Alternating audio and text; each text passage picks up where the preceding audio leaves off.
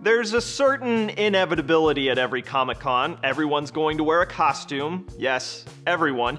And someone's going to steal the show. Oh, sure, everyone gets some press, especially when you release a terrifying trailer like AMC's preview of the next season of The Walking Dead. We have to fight it, because if we don't, we die. They're coming. But at Comic-Con 2015, most of the press attention is going to two popular brands for two very different reasons.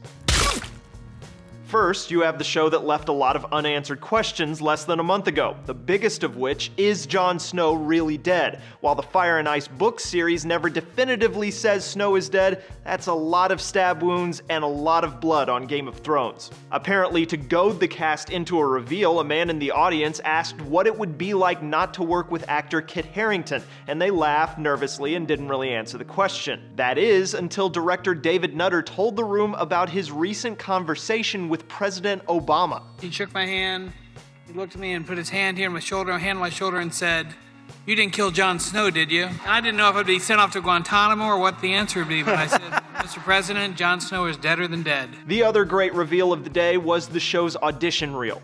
All my life, men like you've sneered at me.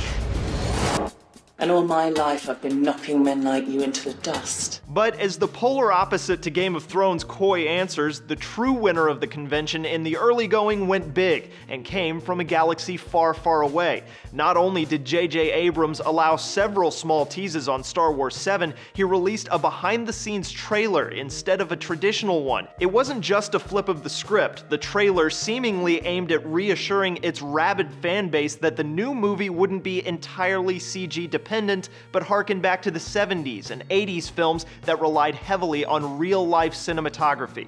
To see the way the technology has evolved, and yet keeping one foot in the pre-digital world.